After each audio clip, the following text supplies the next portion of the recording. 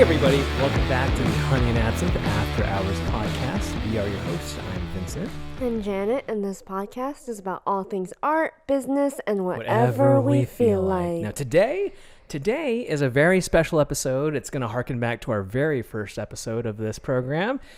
It's going to be about how much Janet Chan made in her independence in the month of February.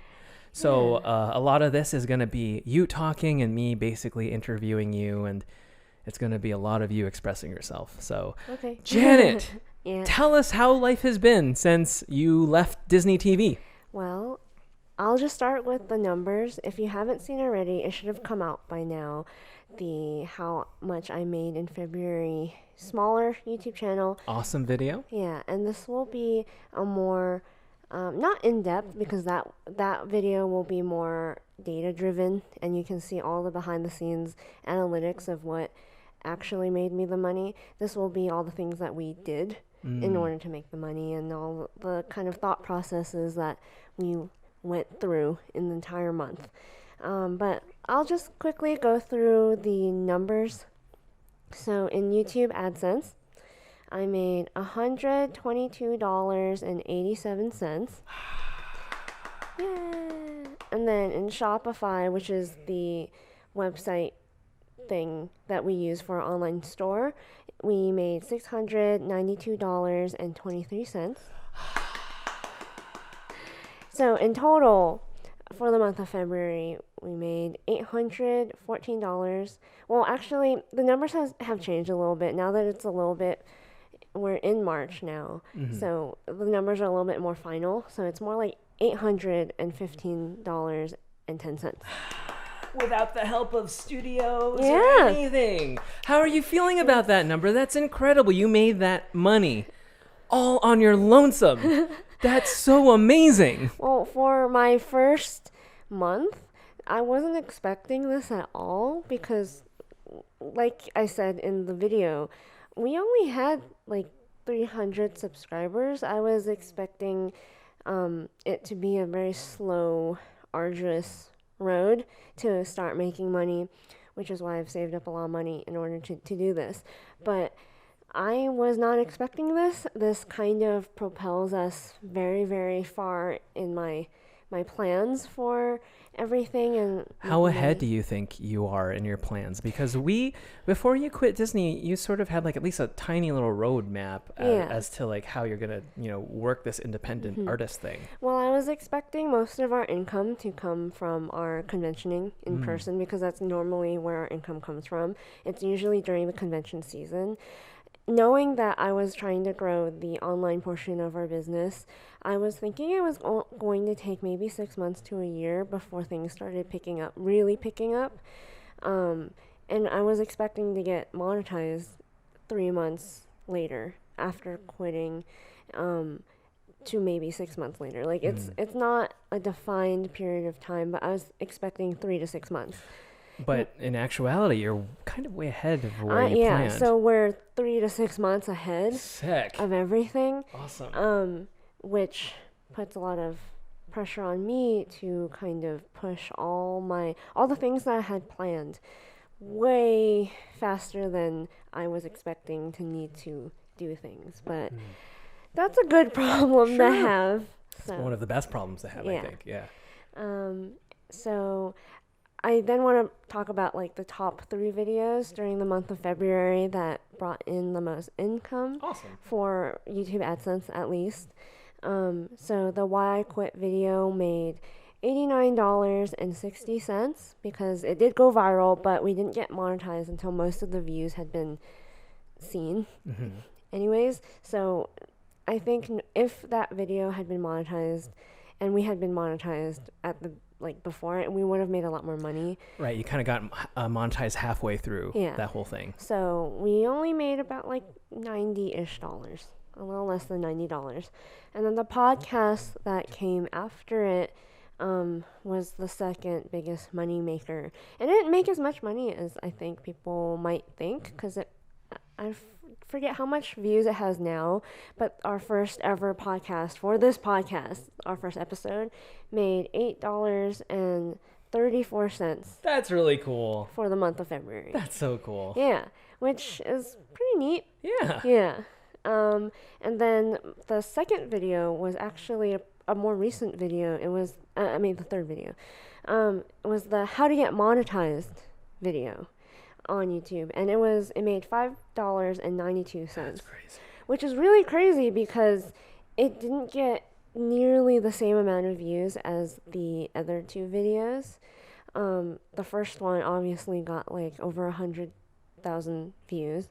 And then the second one got, I'm assuming like 10K at the time during February, but this one only got like 1,000, and it almost made the same amount of money as the very first the one, podcast. Huh? Yeah. Yeah. Wow. So the second one, sorry. Yeah. So that's really interesting. That's crazy. Yeah. And that video just came out barely like a week ago, right? I mean, I From think this the last recording? week of February. Yeah, that's crazy. So in the last week of February, it made almost $6. And that's sort of like an evergreen topic. Anybody Yeah. can search up on YouTube about how YouTube, the affiliate program works, and they could find your video. Yeah, like I go into not only how the YouTube partner program works, but also I think it's a really unique perspective of what monetization looks like when you go viral, because most people who get monetized, it's a slow road, but then it's a very interesting look at the analytics from the perspective of a viral video and what that means and that kind of thing. Nice. Which is, I think, interesting. I've never seen a video like that on YouTube because it happens so rarely when you're so new to YouTube. It's very rare that you just go viral when you've decided to make this a career. So basically, this whole YouTube thing is you documenting every step of the way what has happened to you and what you're learning and sharing it with the audience. Yeah. So cool. It's really neat. And I hope that people get value from it because it's something that I really wanted to see. And it's not talked about a lot for a lot of different reasons. I think people are just really shy to talk about these numbers, and there's a lot of judgment for how much you're making or how much you're not making. Yeah, that's where you think the shyness comes from, Yeah. the judgment, you think? Yeah. Yeah. But I don't care. Why don't you care? What separates you from the average Art Joe? I don't understand why people don't talk about it more. Like, I understand people who judge other people for it because of insecurity or jealousy or whatever, but at the same time, there are a lot of people like me, when I was researching all this stuff, that would really benefit from it. Because if I hadn't found the few people who are really talking about their numbers on YouTube and on the internet, I don't know if I would have had the confidence to jump into something like this. So essentially what you're trying to do is, learn as you go and share with people so that, the little Janet is like, oh, okay, I know what to do for this and this and that. Yeah, I mean, even if you don't want to make being an internet personality your career, it's still a great way to make a little bit of side money. While if this is something that you like to do, if you're gonna make videos anyways, you might as well put it on the internet and make a little bit of spare change while you do this. Why not? Yeah. Yeah, so I would like to thank all the people that supported us in the month of February. There have been so many people. When you sort of pitched this idea that you wanted to leave and, be independent, you and I had zero confidence in anybody paying attention. There's constantly people you see on social media vying for, your attention. So when we dreamt up of this project, we were like, oh, I know, this is going to be a very slow, arduous process. But lo and behold, the biggest surprise is that there are people coming out of the woodwork to support your new endeavor, It's crazy. It's really amazing that people are willing to support me and to, like, you guys are I know people say this a lot. I know, like, everyone on YouTube says this. But, like, we're not that big yet. Sure. We're currently only around 5,000 subscribers. We are just starting. I am just starting. Just last November, we only had 300. It's a really big deal what you've done and sort of the people you've inspired. It's crazy. And like, so everyone who supported me, who bought something from our store, who watched the videos without ad block, who've done anything to help us like succeed, have like really, really, really mean the world to me, because you really are the day one supporters. Like, it's different if I had already had like 100,000 subscribers. Yeah, I assume they saw something in you and there's no social proof at all that what you're doing is worth a damn. But they're gonna support you and invest in you and at least pay attention to what you're doing no matter what, which is incredible. It's crazy. Because we never expected anyone to care.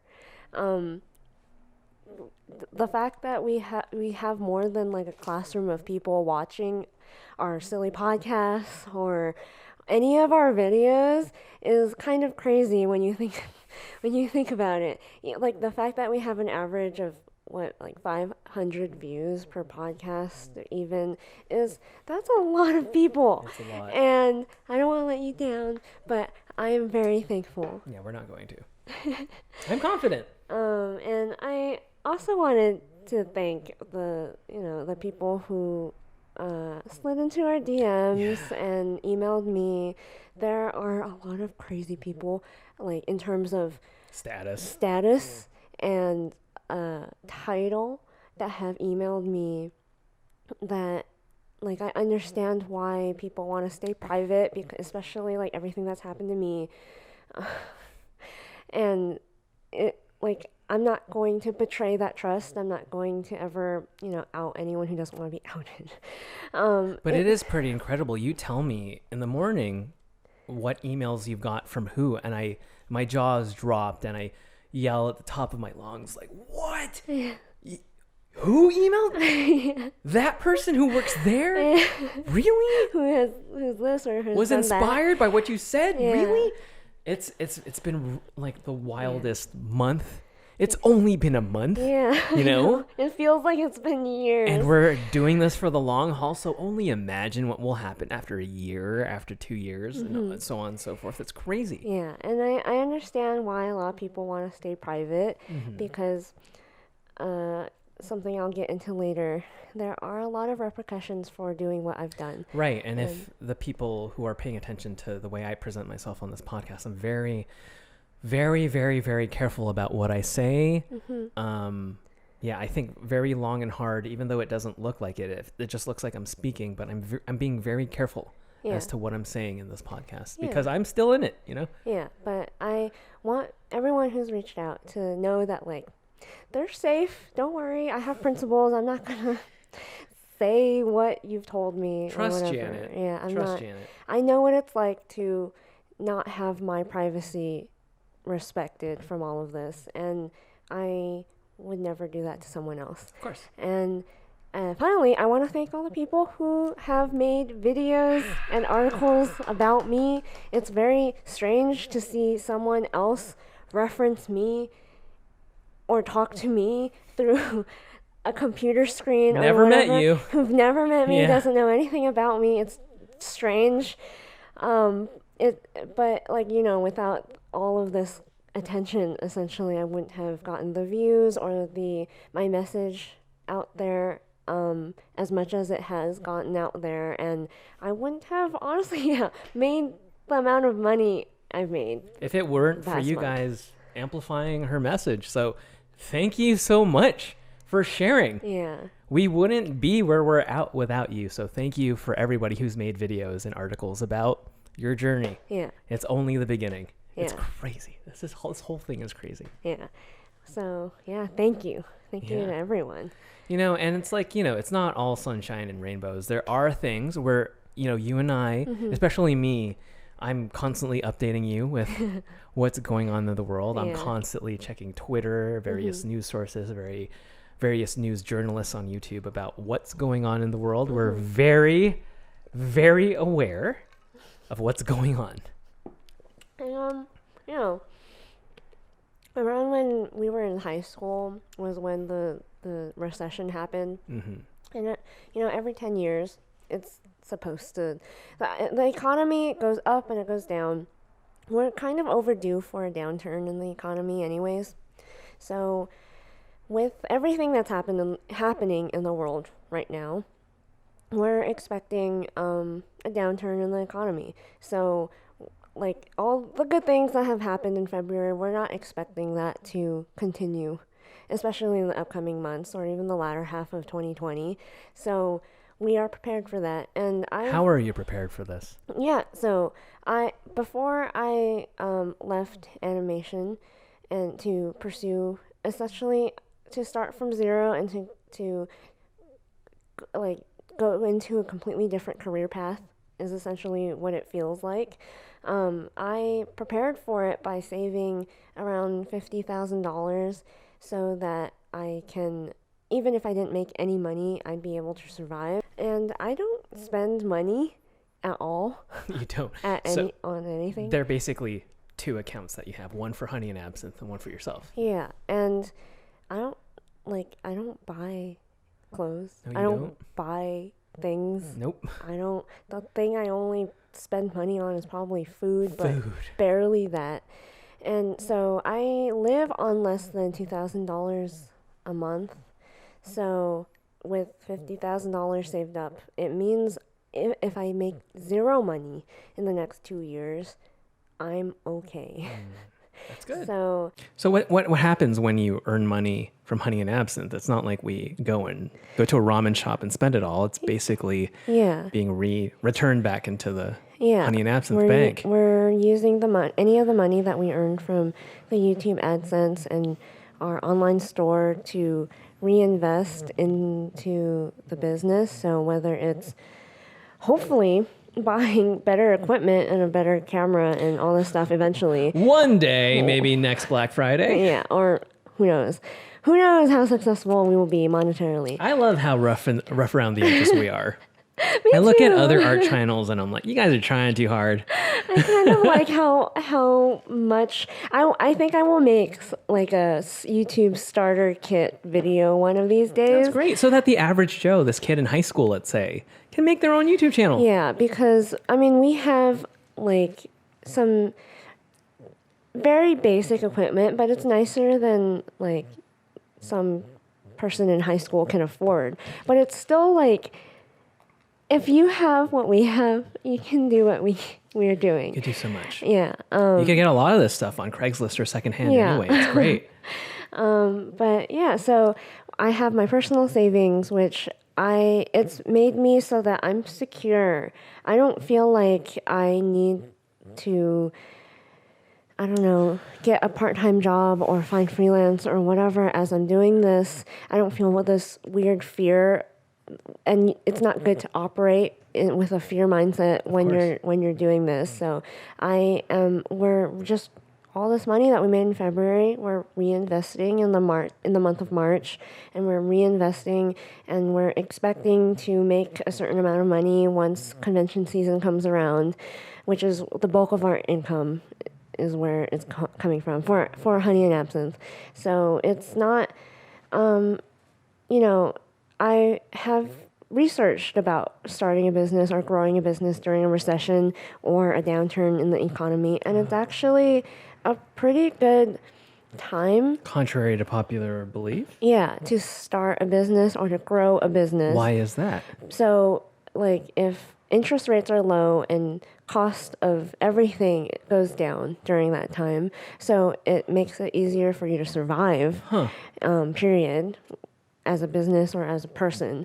And then you can find like needs in a recession. So like when people don't have much money, they still have needs, and you can fulfill those needs. So one of them is actually like, surprisingly, mid-luxury goods. Because when people feel like they don't have money, people who normally have money but feel like they don't have money, instead of buying luxury goods, they'll buy mid-luxury goods, which is fascinating to me. And there are a lot of things like that I've researched that have made me go like, it's actually probably the best time because everything there, you don't have much competition too. Of course. People are either, especially playing defense, basically. All the big corporations, your biggest competition are trying to be safe. Right. Whereas like if you have nothing to lose, you can really come out Dominate on top the market. during a That's recession. crazy. Yeah.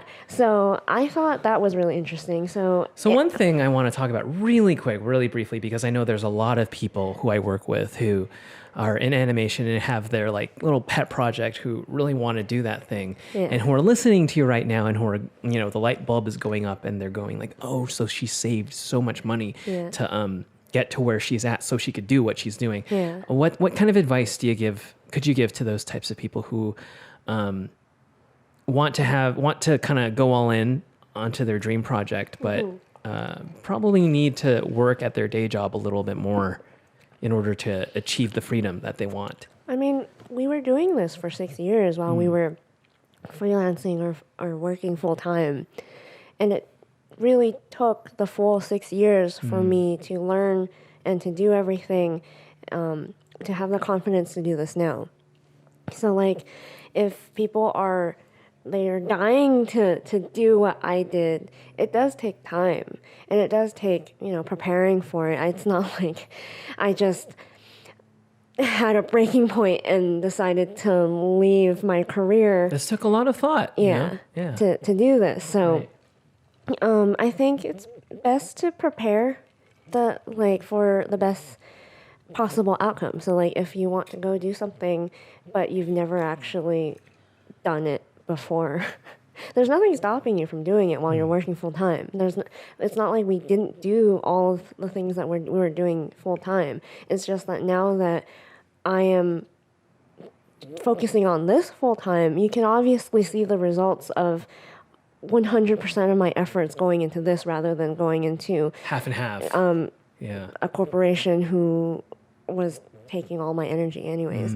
So like you see all the 8 hours every single day going into that versus the 10 hours or whatever I'm now transferring over to this. It's like, I can make a lot of videos. I can make all these social content, media. A lot of content. I can make all these so it's just, I think you need to train yourself while you're working full time, while you're on your part-time job or whatever, for this moment. And then you'll kind of know once you've saved up enough money, once you've sold enough things, or you're confident in your ability to make a certain amount of money, you'll know when it's time to take the leap.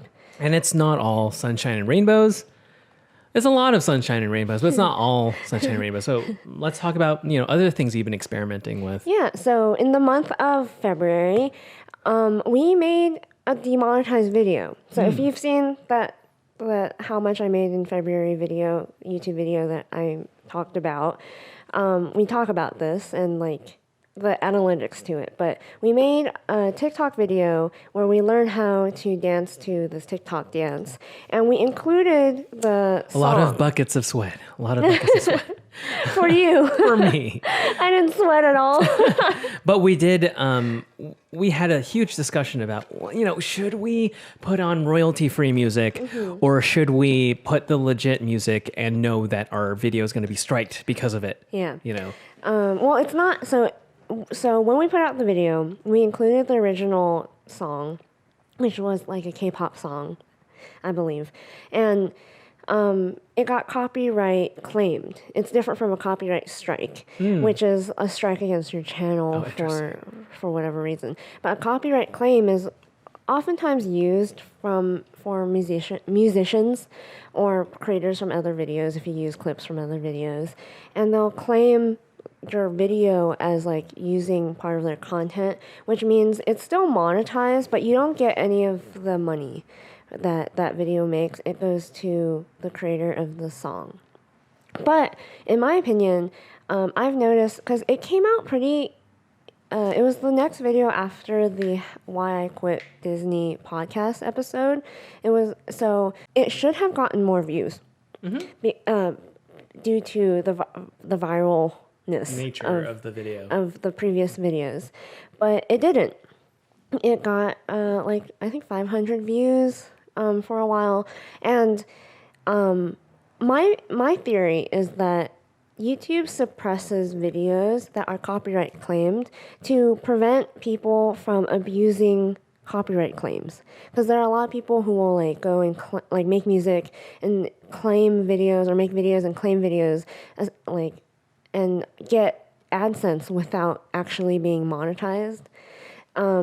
But that video didn't get that many views because in my opinion, it was suppressed. So it only made like 16 cents. So it made the K-pop people 16 cents.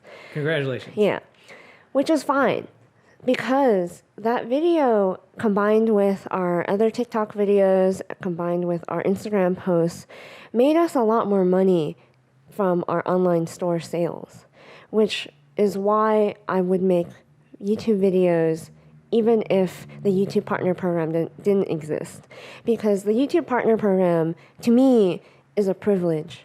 There are a lot of platforms that don't have a way for their creators to make money. For example, like Instagram, we post on there not expecting to have any kind, to eventually be inducted into any kind of partner program to make money. No.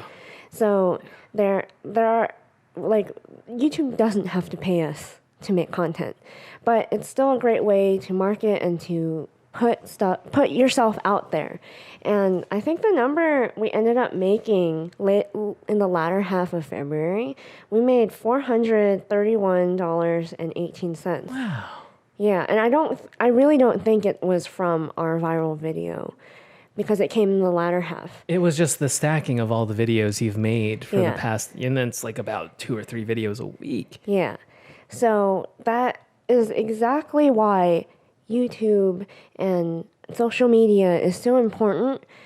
And to think that, like, oh, you're not, like, good luck going viral again, or whatever reason why, oh, I'm not going to make money from you. I don't expect to make money from YouTube. It's such an obvious, shallow thing to think that you have to chase the numbers, the views. Mm-hmm. It's not really like that. No. The way CPM works and the way CPM favors certain subjects, there's a lot you can get done with just one certain concentrated video than you can just amassing people to watch just one frivolous video. Yeah, it's amazing that, like, think about all the businesses that you support in your everyday life, whether you go to restaurants or dessert shops or clothing shops. How many followers do they actually have on their social media platforms? Most likely, especially if they're a mom and pop restaurant, not that much. But if they do social media, their social media most likely does help them get sales in their real life stores and their whatever. So, like, that's the benefit of social media, but they don't rely on social media for sales. I think that's the most important lesson when you're thinking about social media as a business versus social media as this thing just to get clout and followers and that kind of thing. Like, yes, logically, followers and clout, they don't make money, but an audience that have money to spend does. So why do people chase clout versus what you're talking about? Like, it's so seductive, isn't it? It's clout. Insecurity, it's validation, it's a lot of things like that. And, you know, I don't blame or judge people for doing that. Whatever gets you in front of people is whatever gets you in front of people, right? Yeah, but, like, there are a lot of ways that I don't agree with to get followers or to get clout that is, like, it's not going to make you money, it's not going to gain you trust, it's just your way of getting clout. And if that's what makes you happy, that's what makes you happy, but, like, it's not going to make you money, it's not going to build your business, it's not going to do all these other things that, in my opinion, are more important. But we've learned a lot about clout building and influence and all this kind of thing. Yeah, for me, I know in the past podcasts I've talked about how much you talk my head off about finance. Yeah. Well, the subject I talk your head off about the most is influence. Mm-hmm. It's a big subject of mine. I care about it passionately as much as you care about finance. Mm-hmm. And the reason being is because I'm very addicted to trying to figure out how to take your message and reach it to the person who wants to hear it the most, to the person who I want to grab the attention to the most. And one of the best books I've been, reading and listening to the most is Robert Cialdini's Influence. It's his very first book about the subject of persuasion and how it affects certain people, how there are different certain influence and perception techniques that you can employ to other people to help build a relationship, how companies use very interesting techniques to keep you loyal to that studio.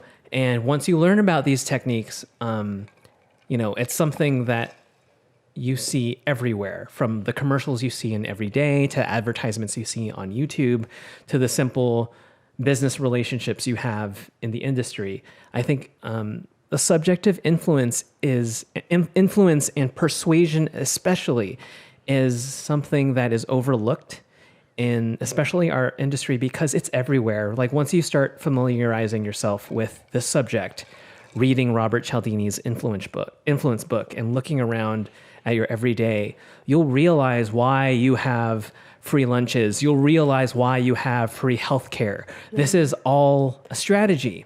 And it's not something you should chagrin from the studios that you work for. It's just a technique that they employ.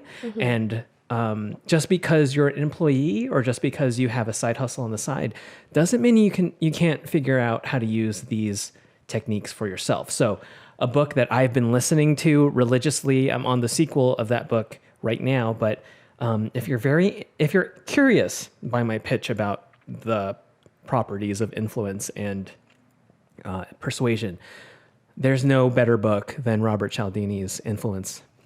It's a very great book. Yeah, and if you want to read it, or more likely if you want to listen to it, because we do not have time to read. I don't know anyone who has time to read other than us. Your ears are open when you're drawing, so it's like you might as well. Most likely you're listening to this podcast while you're working or driving to work, whatever.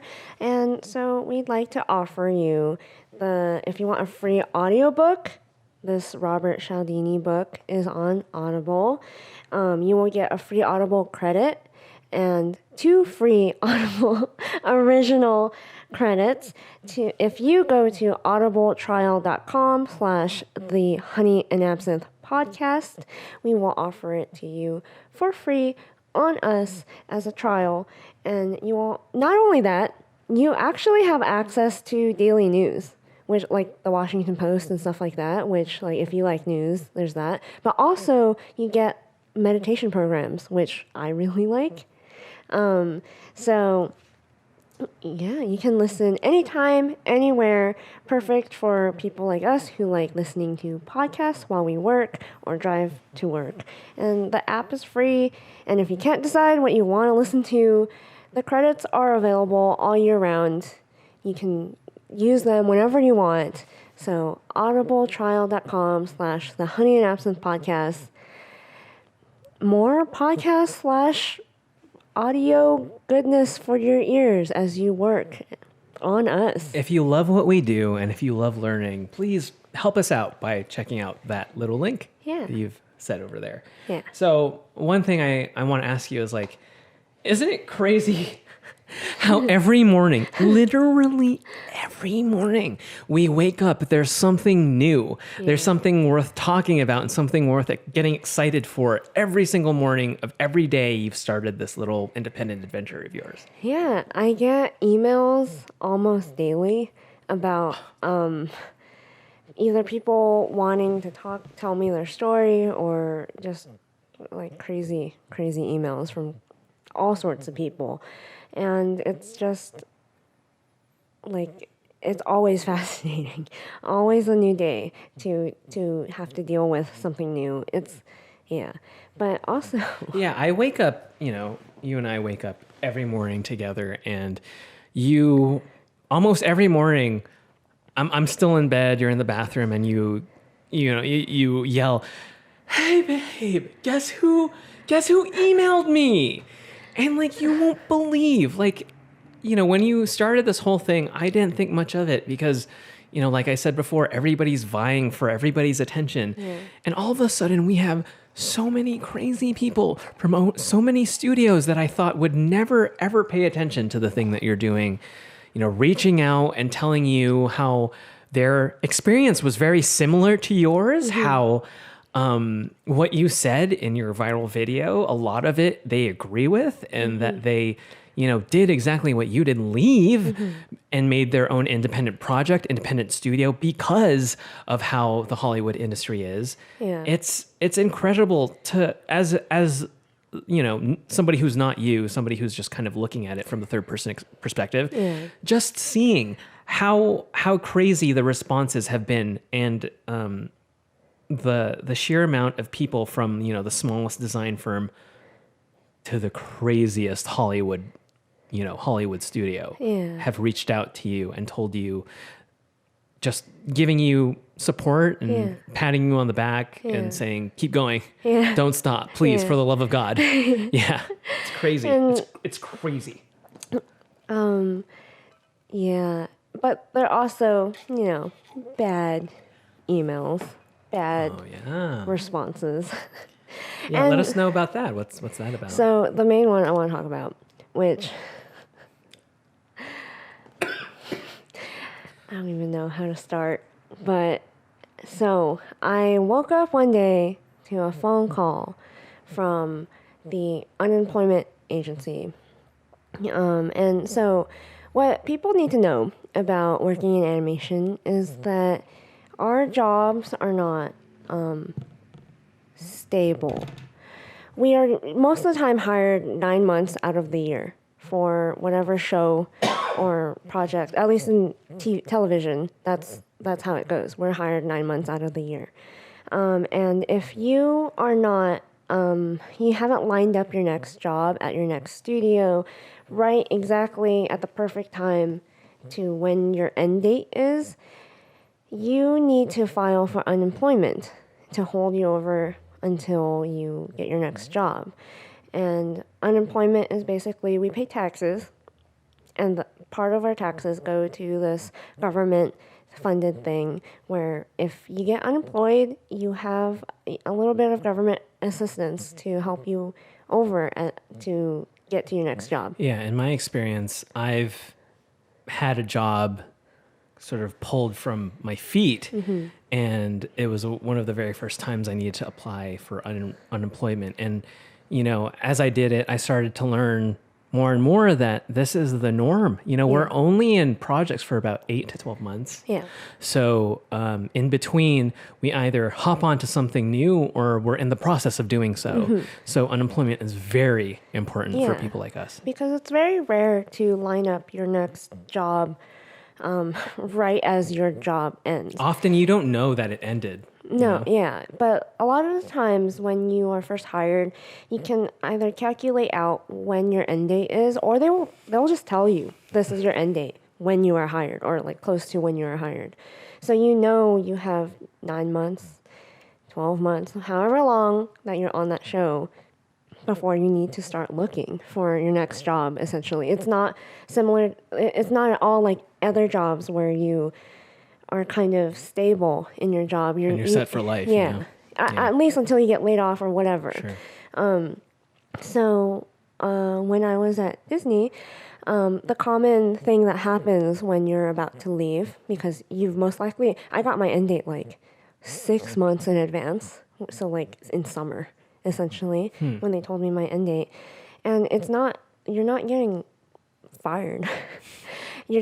It would be very obvious if you were getting fired, right? Yeah. Like, how do you know obviously you're getting fired? Just to paint a very obvious picture. You're probably called in and then told to leave. Yeah. But like, it's pretty sudden.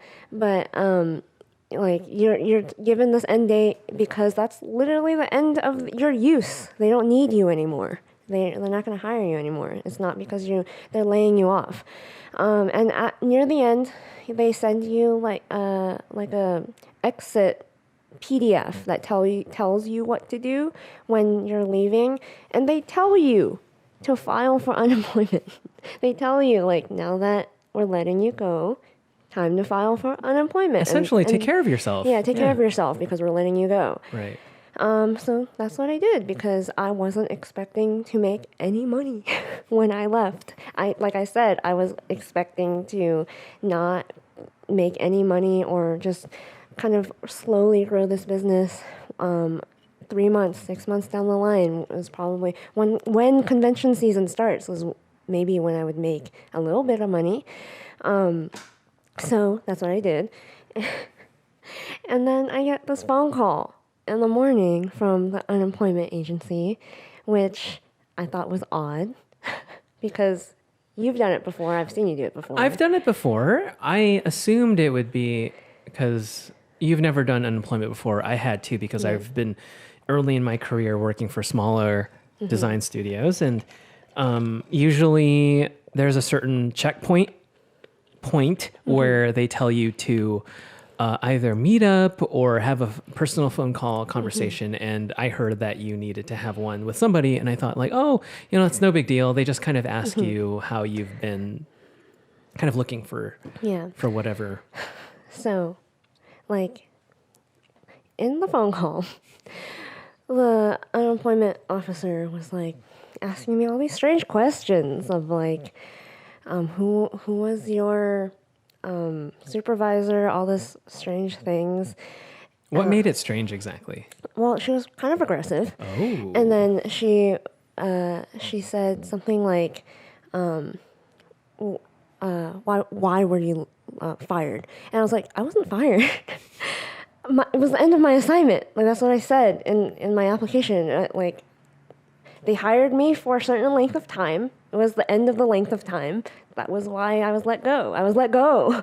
And then, so she eventually reveals to me that they said that I was let go because of Disney. That I was let go for poor performance. And so, let me explain to you my last day. Okay. My last day, the producers or whatever told me that I've done such a great job, that all the directors loved working with me, and there are witnesses, at least 20 witnesses to this, that like people really were sad to see me go. Like I wasn't fired. So I was so kind of confused by the line of questioning that they said that I was fired for poor performance because that was not what happened. One weird thing that I noticed was I had these conversations over the phone with unemployment before when I was trying to look for work. And they just seemed very, just like, oh, what are you up to? Like, who have you applied to? For some reason, when I was getting ready for work and I was listening in on this conversation you were having with this unemployment officer, I was thinking, man, those are some intense questions. Like, what's going on here? I was kind of like answering it very politely, but just like, why are you asking me this? Right. It's weird, right? So, like, I just kept thinking, like, there are at least 20 people that could prove me right. That were like anyone who knows me knows that I am the best employee that you could possibly have. That's not an exaggeration. No. You really are. I will, if you ask me to jump, I will say how high. Like, I will do whatever possible to make you look good if I am your employee. So, like, that's how hard I work for you if I work for you. But to realize that Disney, a multi-billion-dollar company, treated a worm like me.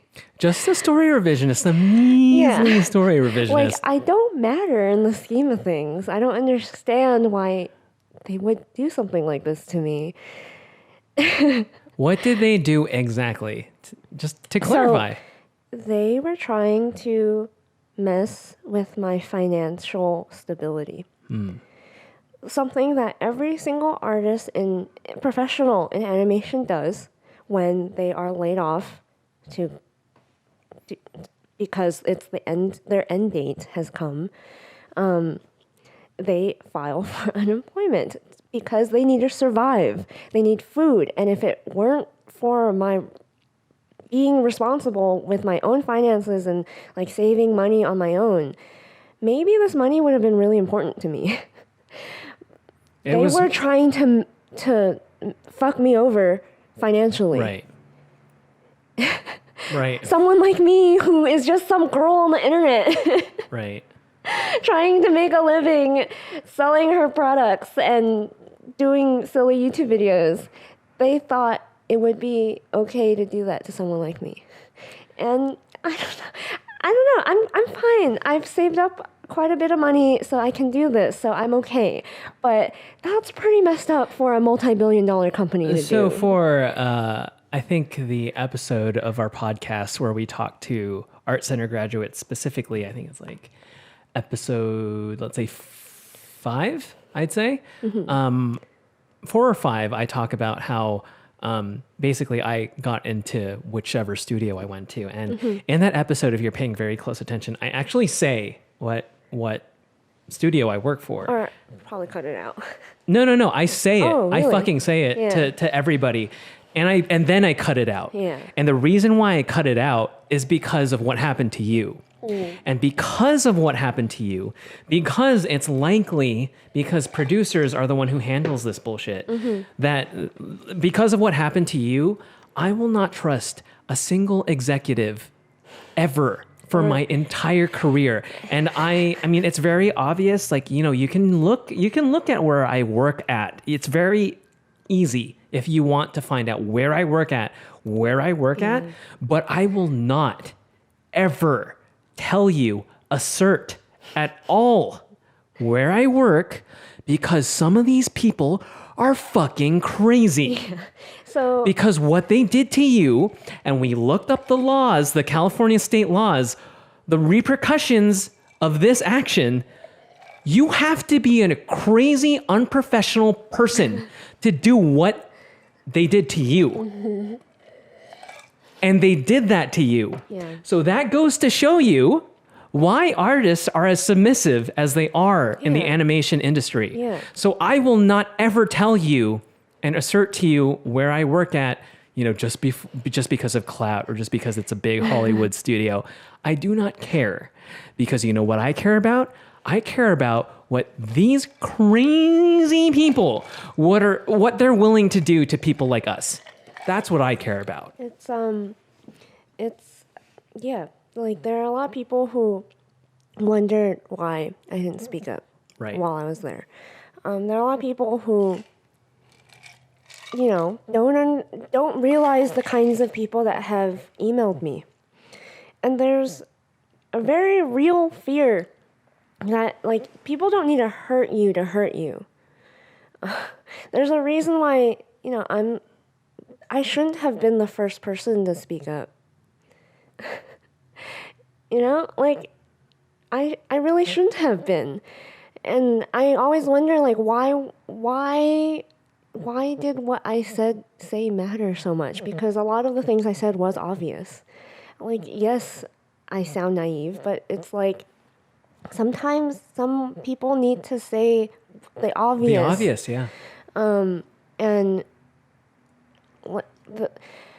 the fact that Hollywood has a blacklist and everyone is okay with the idea that a blacklist exists and that we just live like it exists and we are submissive and obedient because we're scared of what could happen to us if we aren't careful with our words, and it's not like I said anything that bad. People are acting like I don't know, went on a drug-filled bender or something. Like, I didn't say anything people didn't already know. So, so, like, why is this such a, like, people say, why is this such a big deal? This is why. Because I'm nobody. I'm just, like, I don't matter. You're nobody, and you don't matter, yet this is what a multi-billion-dollar company does to people who speak out. Yeah. And this is America. We can speak out whenever the fuck we please. Yeah. So this is why people are scared to say anything. Yeah. This is why no one before me has really said anything. And, like, I have that benefit because I am free now, because I'm financially like not beholden to these companies anymore. But, you know, like until that happens for more people,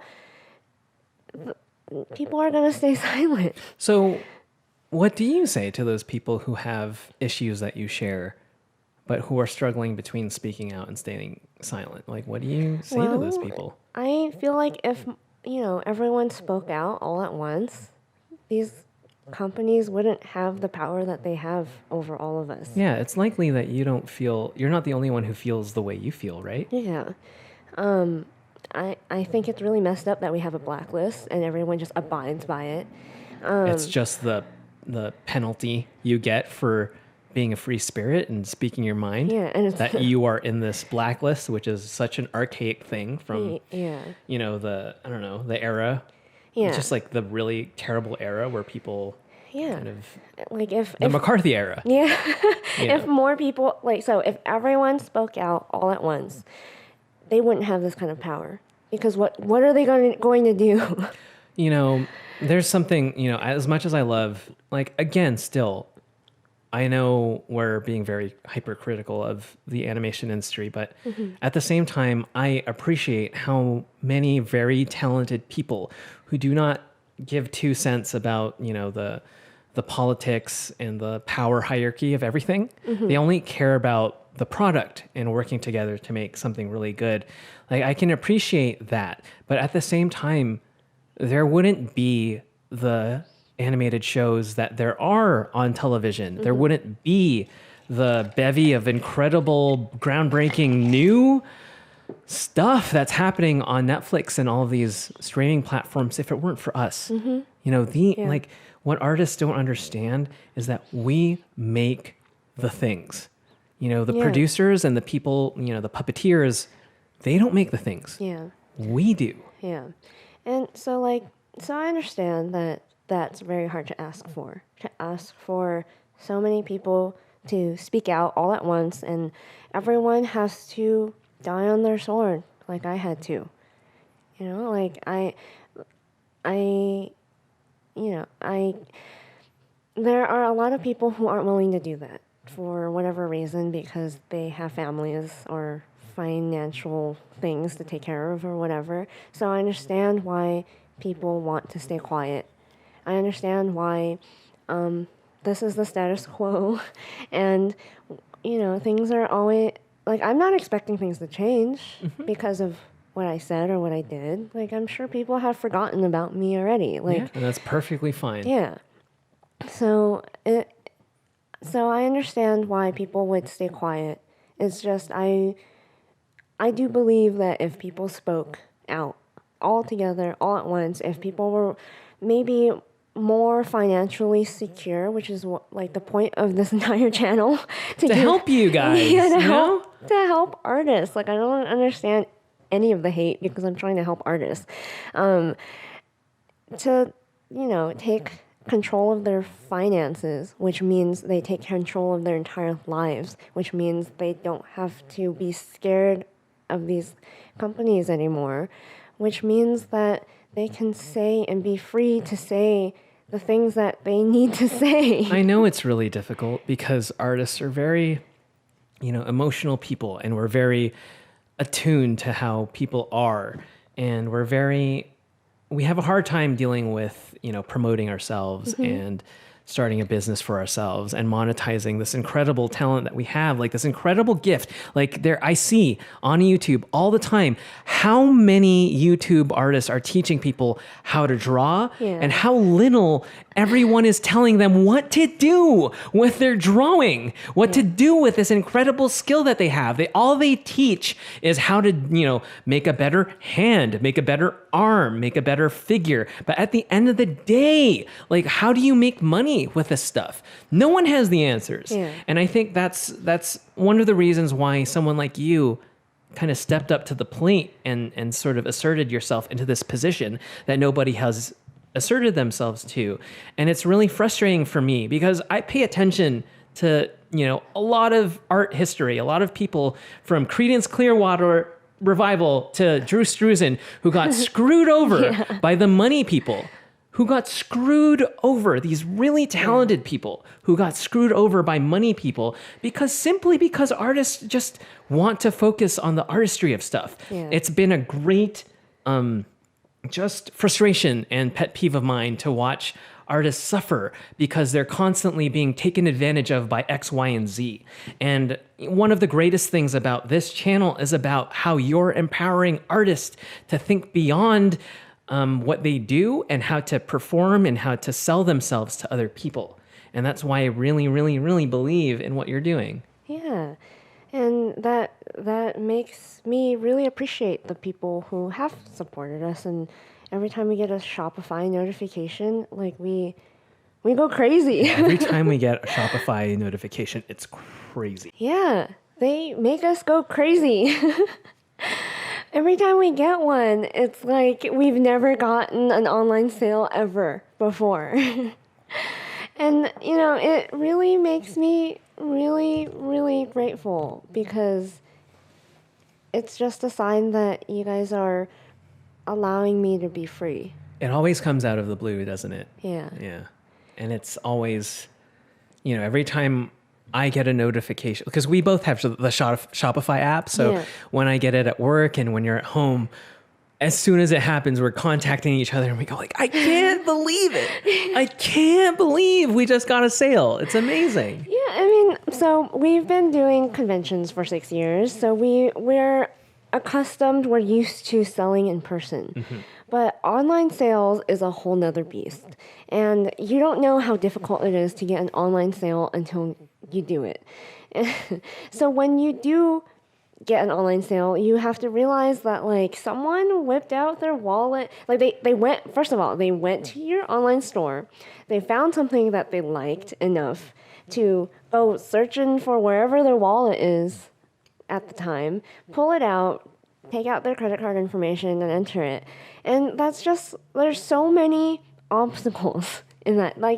We've all shopped online before. Of course. We've all encountered that point where we've just gotten too lazy.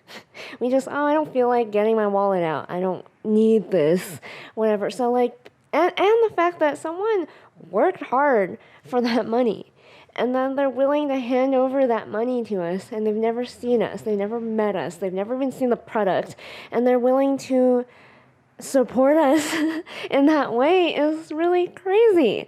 And for us, for me, it's like you believe in me and you believe in what I stand for and you believe that you really are a contributing factor into me just being truthful and honest on this platform, to be able to say what I can say and not worry about any kind of repercussions. Yeah. And it's literally not like I'm saying anything that controversial.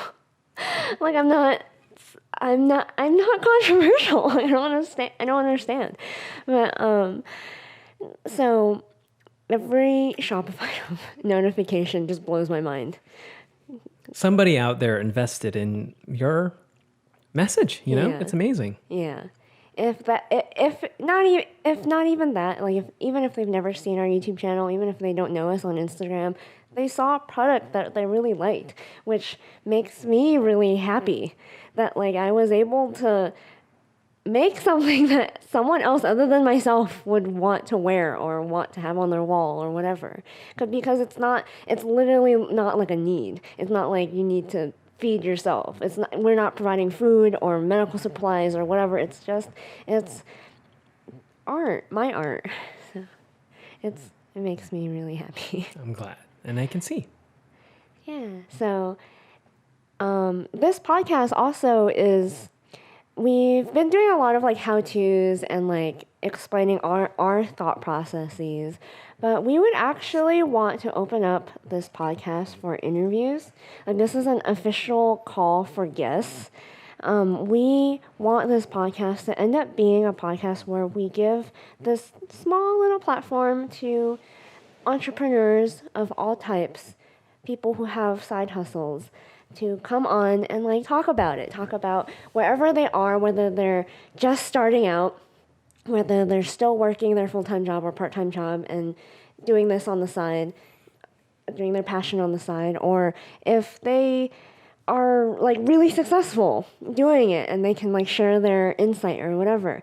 I want to open it up to all artists, musicians, writers, fashion designers, influencers. If you just are an influencer who wants to make content, like you're a content creator, we want to interview you. You know, you and I are just talking for, anywhere between 45 minutes to an hour and a half about just stuff. And it's been really incredible because, there are a lot of people, podcasting is one of the biggest, fads, I guess, in our era right now. Yeah. And you and I consume a lot of podcasts, from the Joe Rogan Experience to Last Podcast on the Left to Radiolab, like a whole spectrum of stuff. Yeah. And you and I know what we like and we know what we dislike. We like it when two people, often from opposite sides of the world, opposite backgrounds, come together and sort of find, commonality or the differences between each other and just kind of hash it out. That's some of the stuff, that's some of the content we love the most. We love content that's also really educational, that really helps us think about, the history of this person or why things are the way they are. But we're also very acute to what we don't like.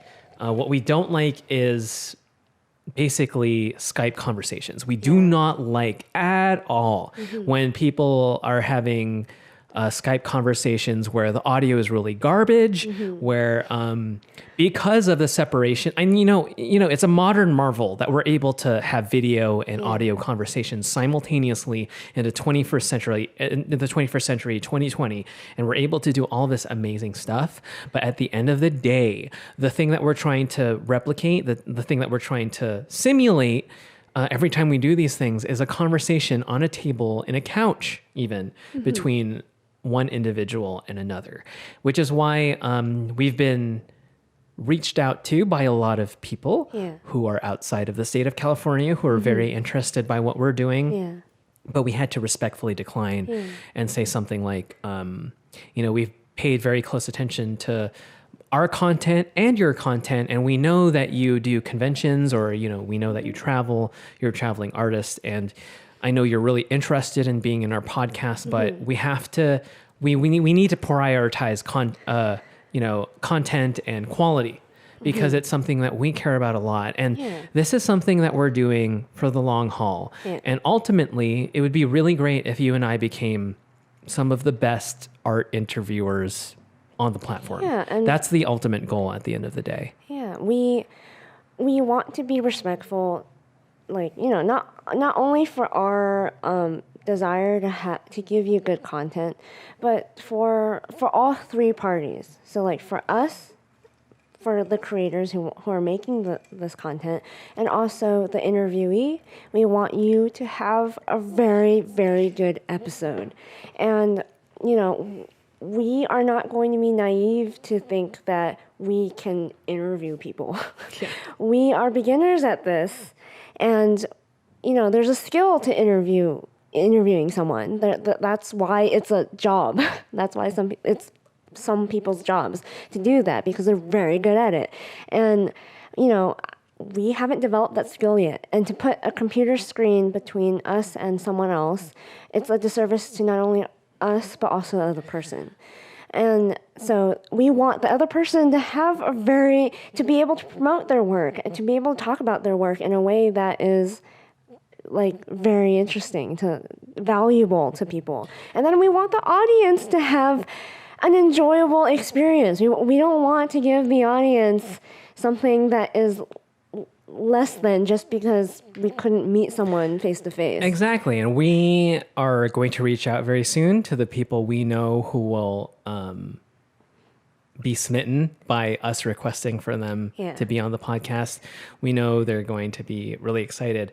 But at the same time, it would be a disservice to those people if we are not doing whatever we can to make themselves look good. Because like you mentioned, a lot of the people that we're dreaming of, there are a lot of high profile people that we're dreaming of to have on this podcast. And ideally, the goal would be to make them, to help them shine as bright as they can and to help them pimp out, whatever it is whatever book or whatever, art convention or whatever comic, graphic novel, whatever that they're trying to promote at the time to share with our audience.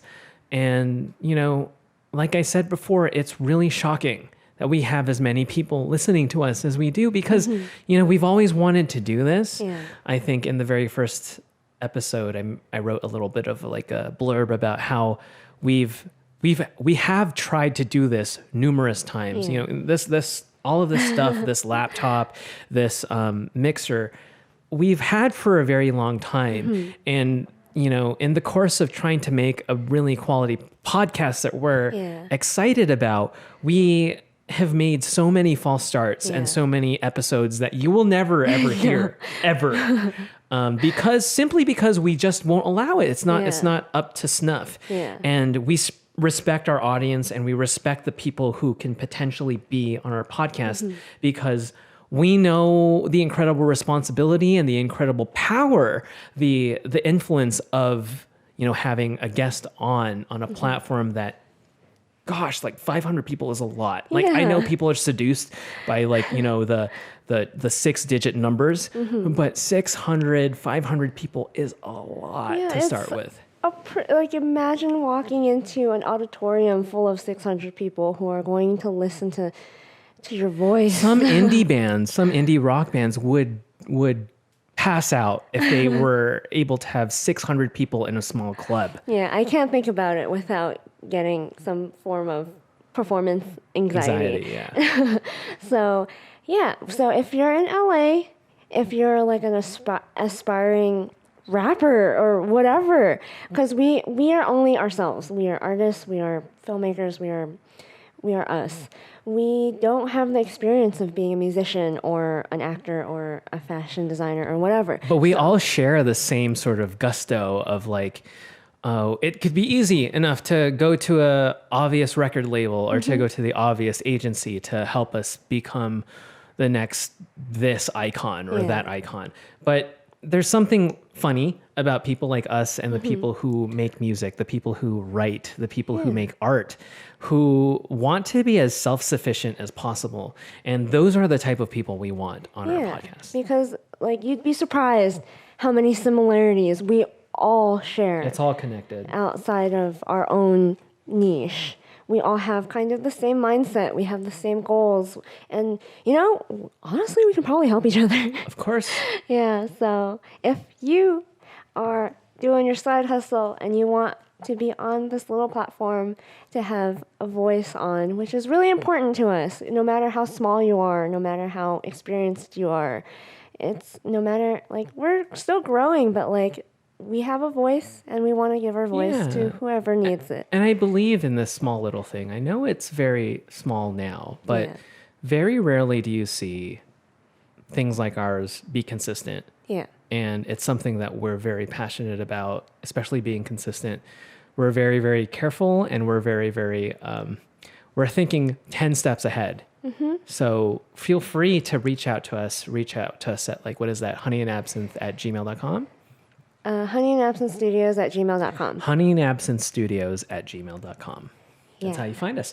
Now, to kind of shift things to a different location. How have things been different between, being, it's only been a month, but now you are an independent artist and only 4 weeks ago you were working the corporate paycheck at Disney TV. How are things now? Well, so I've talked about it with you and with friends and stuff, but it's kind of a roller coaster. Sure. There's a lot of ups, there's a lot of downs, but there's definitely no flatline blandness.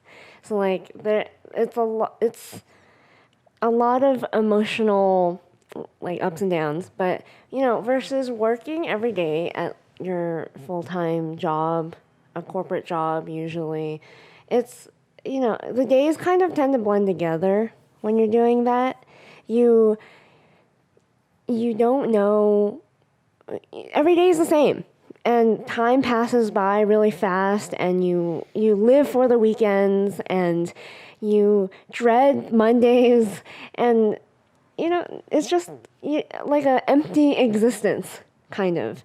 And versus now, every day is very exciting, but every day is very full of stuff for me to do, and when I do them, it makes a difference. It really, like, I can see the actual difference it makes. And then, I have changed a lot ever since I left. I've noticed. And, the past 4 years of working in corporate animation, I look back at it and I feel like I was kind of in a depression. And, like, I became a completely different person. And I finally feel like I'm the same person I was in college or before college. Can you describe again. the person you became? Just really... Versus the person you used to be. So. Yeah, just jaded and bitter and sad all the time. Why were you feeling that way? I just wasn't being fulfilled in any sort of way. Like this thing that supposedly, like, I have reached Disney, or I had reached DreamWorks, I have gotten my dream job. I had done all these things that I thought would bring me happiness, and I just wasn't happy. And I felt like I was living a lie. I felt like I didn't deserve these things, or that I was ungrateful, because I knew that, like, why am I not happy? I just kept asking myself this, like, why am I not happy? I had worked so hard for this very moment, and I can continue to keep climbing up this mountain, and I just wasn't happy. And, like, every day, there are moments when I would wake up that it would take everything in my willpower to wake up and to get the day started, and to, like, there are moments when I felt like on the brink of breaking down and crying and, like, throwing a tantrum because I just didn't want to go to work. Because it wasn't something you wanted to do at the end of the day. Yeah. Like, I just, like, and I'd have to force myself to get up and to muster up the energy, which, like, I have a lot of. And I didn't understand why I just didn't want to go to work anymore. Like, I didn't want to do any of these things anymore. And it killed me on the inside, because I love drawing, I love doing all these things, I love storyboarding, I love these things, but, like, I couldn't understand why was I so ungrateful. If you could think critically about it for just 1 second. Yeah. Because now you have the awesome insight of knowing what it's like to be an independent person versus how things used to be like in the corporate atmosphere. What was it that was stifling you so incredibly? What was it? A lot of it is, the people that you're around. And a lot of it is knowing that you don't really have a voice. You can work with your director, you can collaborate with the people in your team or whatever, but at the end of the day, you have a job that you do. And if you can do it well, that's fine. You're not really expected to do more than that. Eventually, if you've done your job well, you'll get promoted. And I knew that, like, as long as I just kept doing my job well, I'll get promoted. And then what? I'll become a storyboard artist, and then I'll just keep doing my job well at that, and then I'll get promoted again. And then it just felt like my life didn't really have meaning. Like, I didn't care anymore. Like, I felt like I love drawing so much, and I have to do it and if I don't do it, I get this thing that we call the itchies, and we just have to do something with our hands and to make things. But you know, just creating things for someone to just be very okay about, and then to just keep living life like nothing really matters, I would have to eventually find a joy in something else. Right. Like I would have to have a family or have friends or A palate cleanser. have like things anything. outside of Yeah. art that made my life worth living for. When like, yeah, I already have those things. And like, I don't understand, like, even though I had friends, I had you and I had like my family and all these things that made me happy. And this drawing thing, this passion that I have was this one thing that didn't fulfill me, was like really weighing me down. And I just felt really sad. Yeah, I understand. And for somebody working, I'm still in it, and I still, like, in my own way and the way I rationalize everything, I'm very happy and I'm very content with very simple things. Like, for example, when I'm working with the people I'm working with, I'm very grateful for the art director that I have, who is very comfortable with letting me be and letting me kind of just with my own, abilities, trying to figure out the solutions for the episode. Like, it's that kind of stuff. It's very small stuff that I'm very pleased by. And I come home to you every 5 or 6 o'clock to tell you, like, I had a really good day at work, because I don't expect too much about, I don't expect my ego to be stroked. I don't expect my status to be raised. I don't expect to gain as many high-profile connections as I can. My goal in life is just to enjoy this incredible creative field that I've been blessed to be a part of, and to be with the people who I love and enjoy making really neat art with the most. And I understand when it's not enough. Sometimes there are people who, like for me, I'm very content with being somebody who is willing to provide what for somebody else.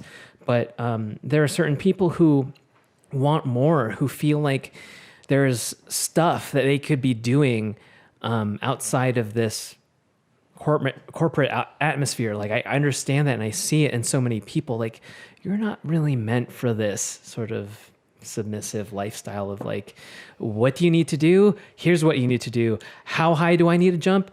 I'll jump that high. Like, I understand that that's for certain personality types to embrace, like mine. Yeah. But there are certain people who really have to spread their wings further than that. Yeah. And it's something that ever since you and I have gotten together, I've had to learn, because one weird, interesting thing that I have experienced throughout my life that it took meeting somebody like you to discover is that, like, not everybody is like me. Yeah. Not everybody is willing to just sort of put everything aside and say, what do you need? And I'll give it to you.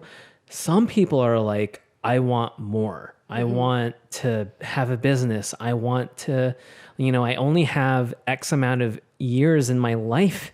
I want to do with that. I want to do something special with it. And I understand that stuff. And it's been really interesting as your partner to see you and watch you do the things that you're doing, because I'm such a different person than you. And I think a lot of the people who are in our audience understand that I'm not like you. And there are a lot of people who are listening who are like, I'm more like Vincent, or who are probably like, I'm more like Janet. And that's okay. The problem with animation that I've observed is that there are a lot of people who enjoy the same things that I enjoy, but who think that that should be the standard, who think that if you don't like this, you're unappreciative and you're like an ungrateful bastard. Yeah. And that's not okay. Like, I really don't think that that's a philosophy worth, putting any salt towards, because that's such a short-sighted, short-minded, very ignorant way of looking at people and how there are different people in the world. And another thing I really want to say, and I know I'm talking a lot, is there are a lot of people, there are a lot of different types of people in the world. And it's really unfair to ask, especially in this industry that I belong to, that they should be pigeonholed and required to be a certain personality type, where we all know, and I have seen through your Twitter bios and your tweets, that you proclaim to think that you are a certain way, that you are all inclusive, whereas I can see that you want everybody to think and to be just like you. And that's not how we operate things. Yeah. I think the best design firms in the world understand and embrace that there are different people. Yeah. And they are totally okay with it. The fact that there are people who are shy, there are people who are aggressive, there are people who assert their ideas, and there are those who you have to pry. You have to like really bend to get the beautiful pearls of ideas that they have. Yeah. And it's really ignorant and bothersome for me to see and observe people who think that animation people need to be a certain way. Yeah. And that's not true. It takes all kinds to make the amazing things that we do. And I look at the people, and I'm not afraid to say this, I look at those people with a lot of chagrin. Those who say that you need to be a assertive, outgoing, extroverted type, because there's a lot of value to being someone who thinks a lot, who pays attention to themselves, and who are really introspective, and who are really, at the offset, at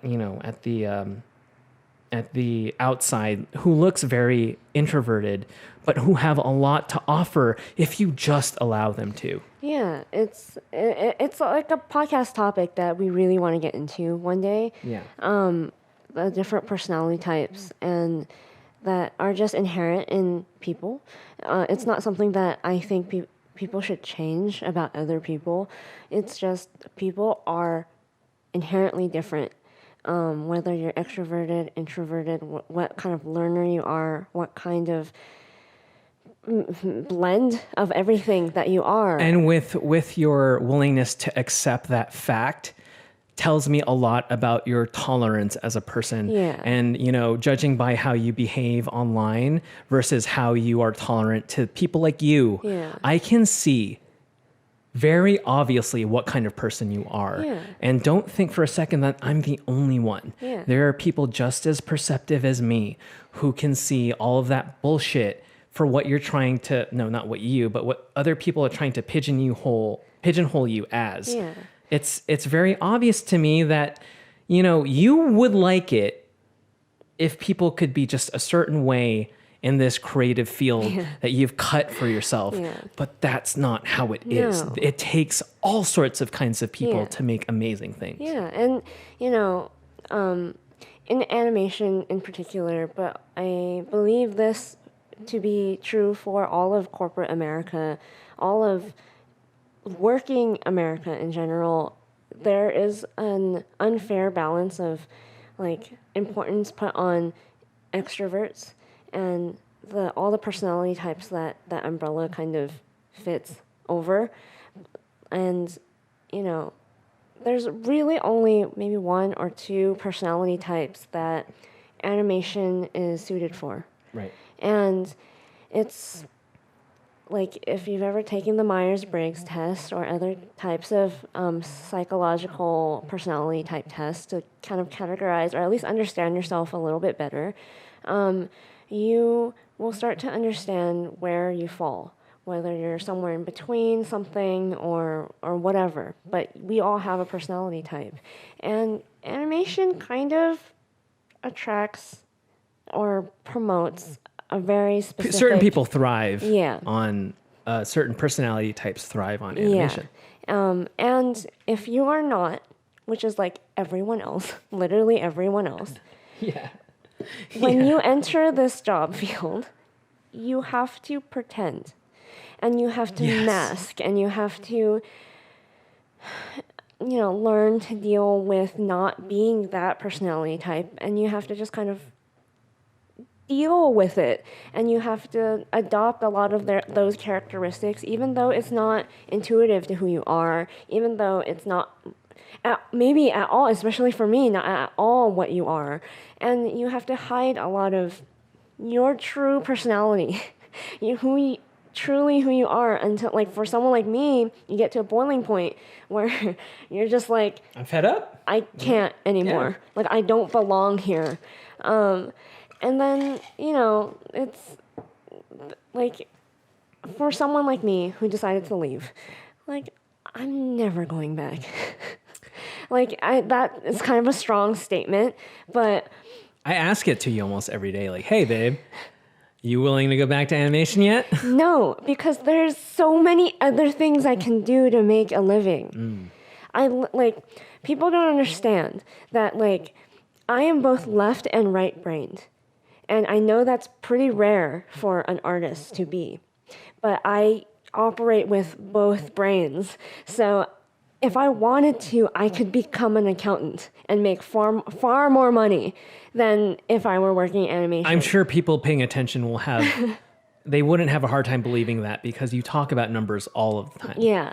A lot more than typical artists do.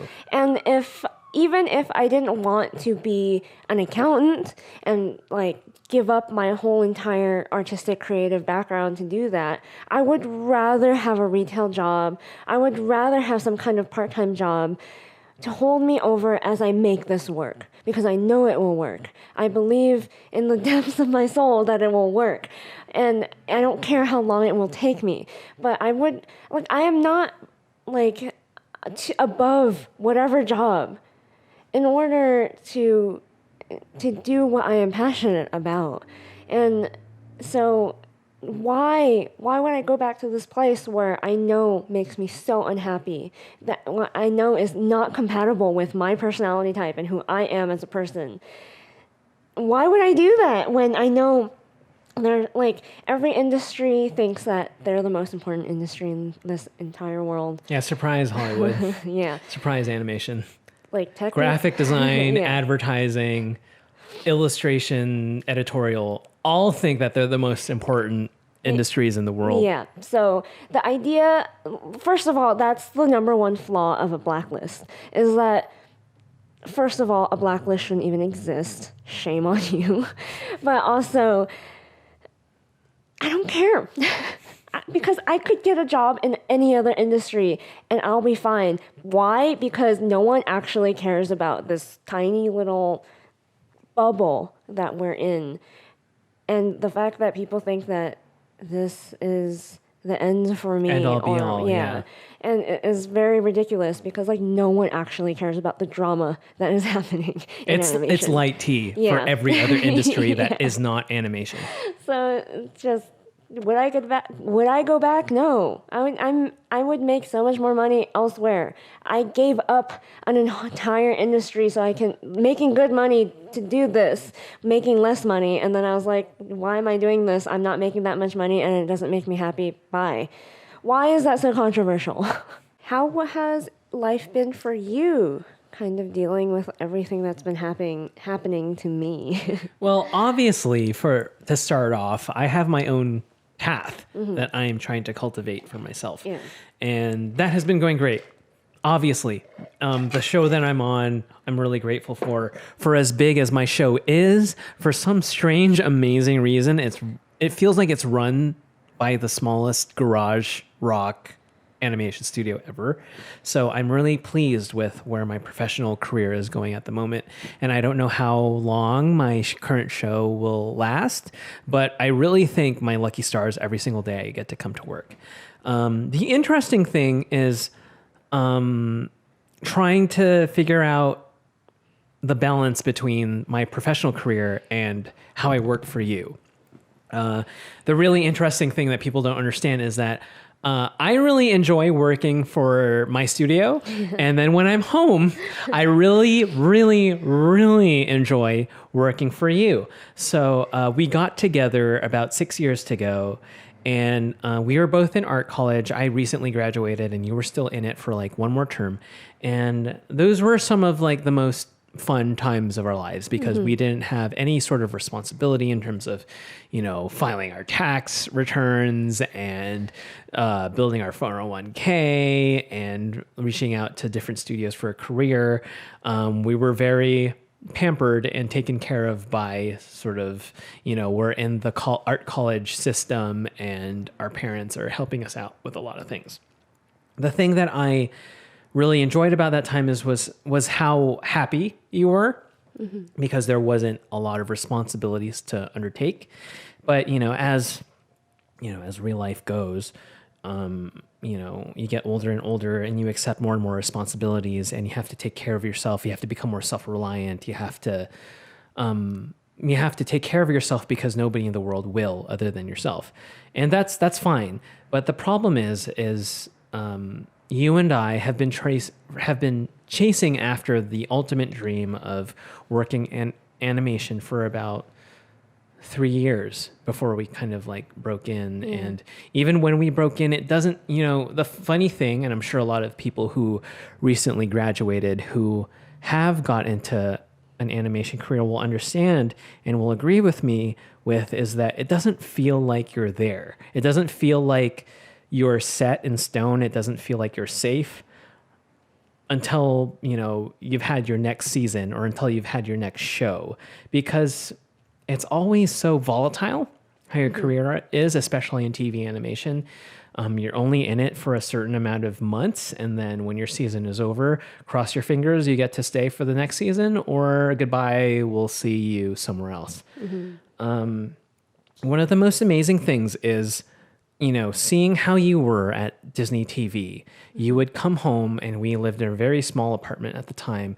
You would come home and just collapse on the bed, and I would tell you or ask you how your day was and tell you like, oh, let's watch a movie. Let's watch something on Netflix or something. But you're just way too tired and way too miserable. And, a lot of the people who are really into this right now, especially who are listening to us at Disney TV right now, fail to understand is that every time you had a really shitty day, I knew about it. It was really obvious to me that you were suffering. And as your partner, it was very difficult for me and very frustrating for me to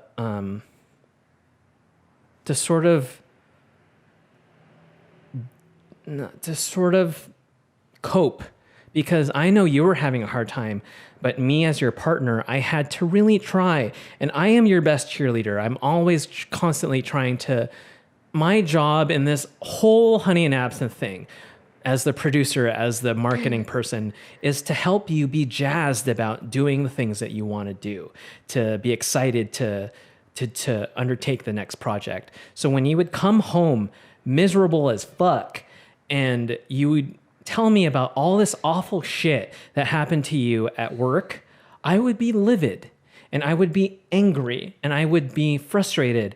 And the hilarious part is however frustrated and angry as I was, it was never as frustrated as angry or as upset as you were as the person dealing with all of this mess.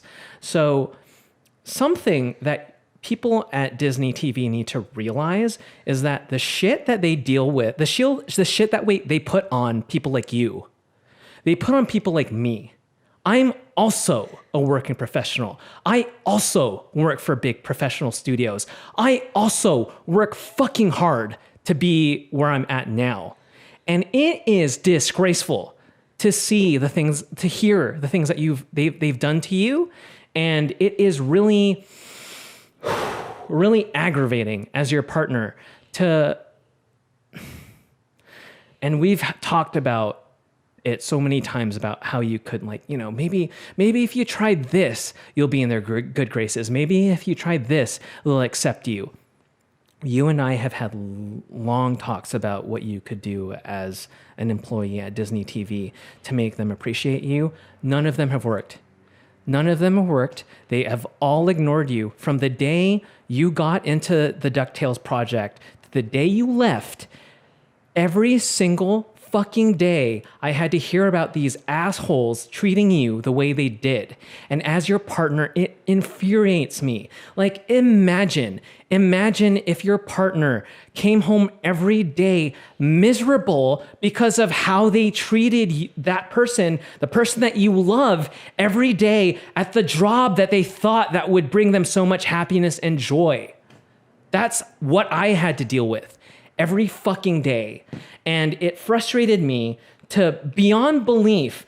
And for me, as somebody who's really into marketing and really always trying to scheme how to get into somebody's good graces, it really pissed me off how hard I had to think of how to get you to be in a good place with these people, and how these people just threw you under the bus even after you left the job anyway.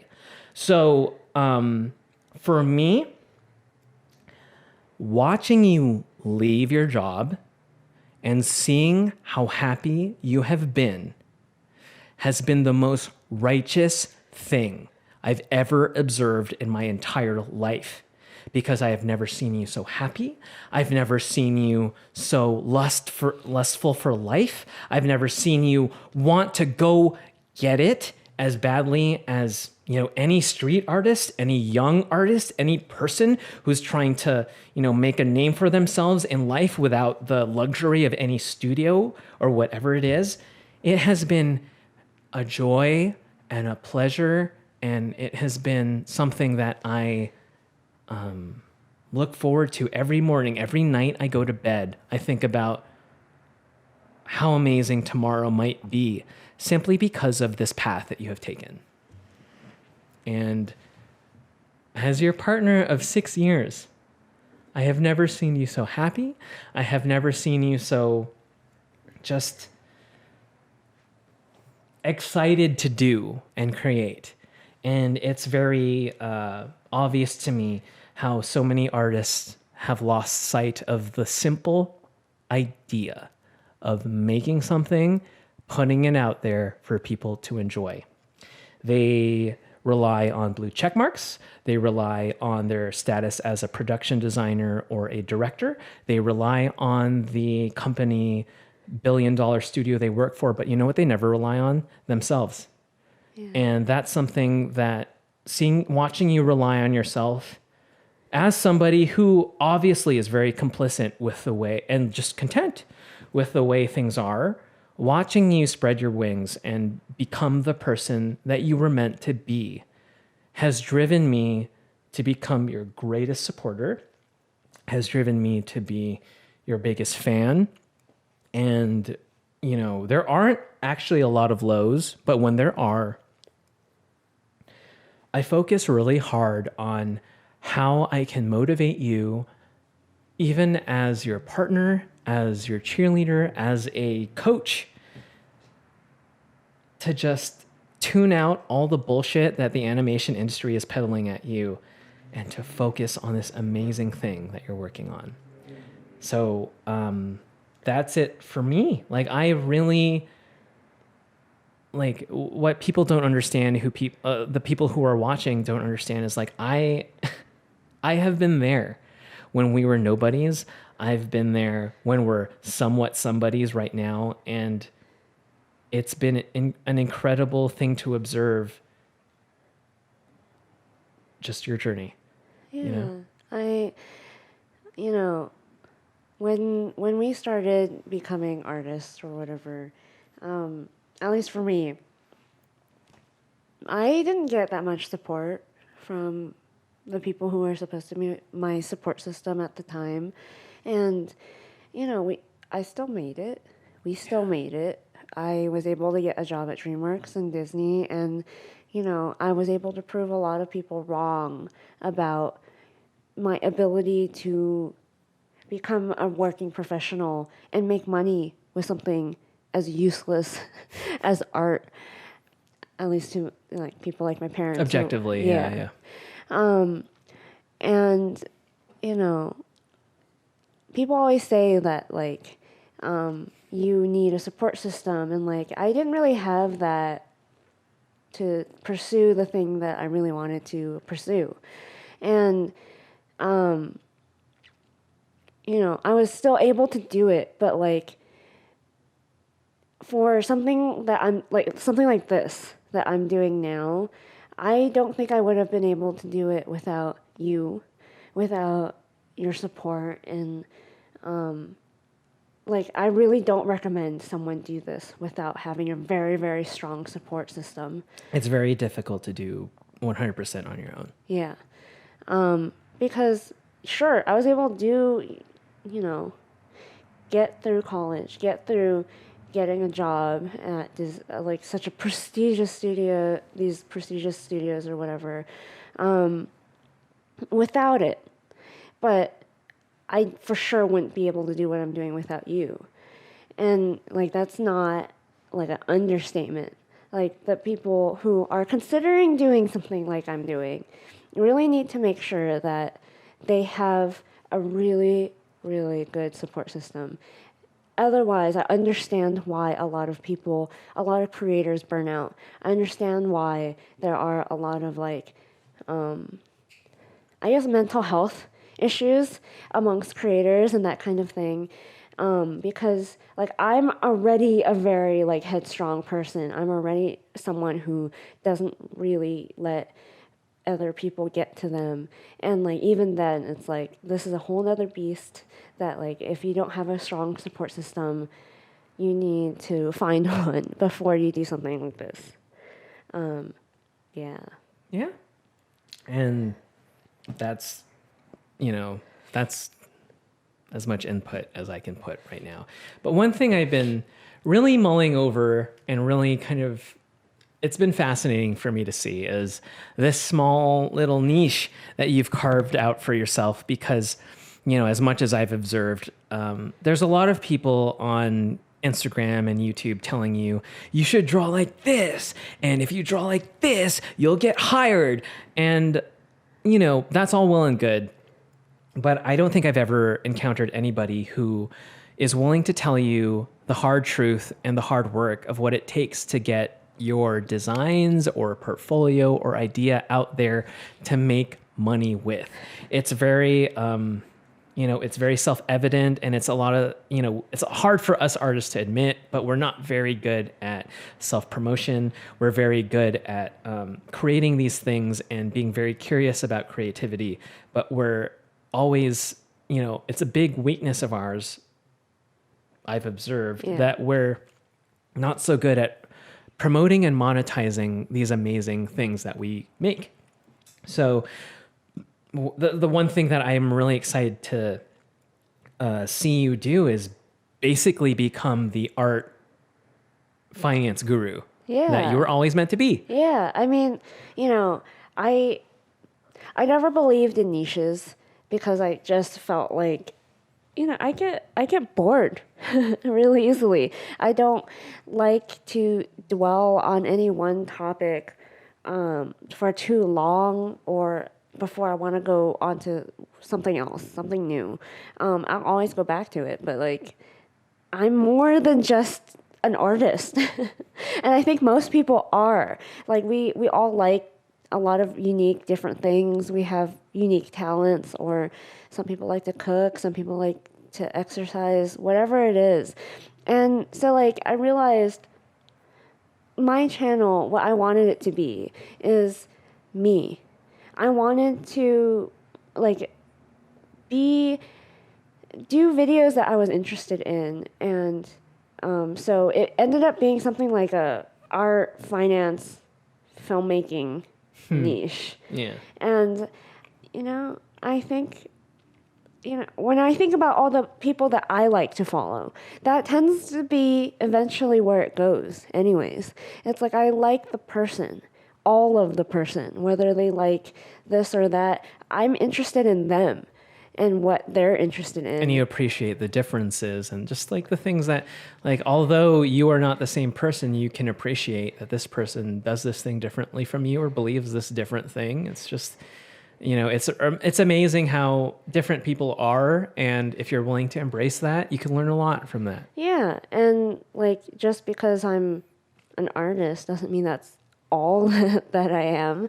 And I also feel like, I'm not the only one that talks about art and finance. I think the graphic designers actually do it really well. And in some ways, the street artists too on YouTube. And, when I was researching all of this, all these different niches and whatever, I wanted to research the art niche. And the videos that kept on being recommended to me were illustrative, in the illustration niche. And I thought it was really strange because I very quickly got bored. And, everyone was doing the same type of videos, the like how-to tutorial lifestyle videos that after having gone to art school, I didn't need. And I also felt like, how many more tutorial videos do we need? And so because I was learning a lot of things like graphic design and filmmaking and editing and all these things, I went out of my way to research these other topics. I went out of my way to look up how to design a logo, how to do a lot of things with Illustrator, how to brand certain things and how much to charge or whatever. And then, I discovered the whole graphic design niche. And I thought it was really peculiar that it wasn't recommended to me whatsoever, even though it's under the umbrella of the art niche. Yeah, one really interesting thing that I've observed on the YouTube platform is how many people are doing the same thing in terms of, I think it's a very valuable resource to help young artists to know how to draw an arm and a leg and a character design and a background design, how to paint that shit.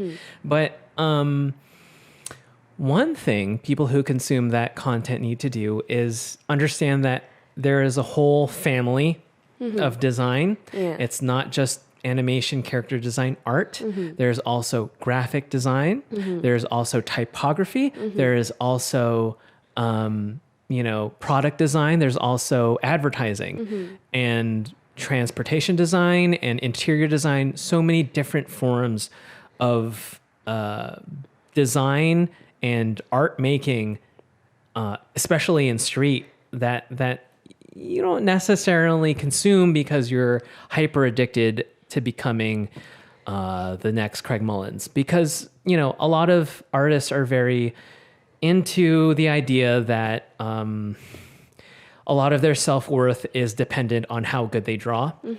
Whereas in my personal philosophy, that is totally divorced from, how you care about yourself as a person. And in my ideal world, you are comfortable with yourself as a person, as somebody who can hold a conversation and be interesting and who's worldly. I'd rather prioritize that instead of you being the next Craig Mullins or Paul Felix. Yeah. As much as that's a very great lofty goal that everybody should try to attain, I'd rather people strengthen what's in here than what's in here. Yeah. And it's very obvious to me that the thing that a lot of people who consume art content should pay most attention to is the stuff that's not in their purview. Yeah. It's the graphic design. A lot of these people don't understand what kerning means. A lot of these people who are very afraid of perspective because it's a whole nother group of rules that they need to understand that are different from character design and the pleasures of, drawing their favorite character and what have you. And then, to that end, so I discovered this whole, graphic design branding niche that I was so confused. I was like, not only are they teaching you the basics of good logo design and good typography and that kind of thing, they're also teaching you freelance rates and how to deal with clients that, quite frankly, illustrators and artists are not being given the knowledge on how to do. Isn't that wild that our cousins in graphic design are encouraged to share their rates and how much money they make, whereas in animation, we're deathly afraid of sharing how much we make to other people? Isn't that strange? Because there's no union in graphic design, and yet they have much better rates than we do. I wonder why. Yeah. And then as I was discovering more of the independent artist thing and building a business and doing that kind of more illustrative work, I discovered the fine artist and street artist scene on YouTube. And like, there's so many people that I'm so inspired by just hustling with like making mistakes and doing things that we obviously know because we went to art school, but it's just like you're still making it work and you're accomplishing so much that like even we with our fancy little art degrees can't.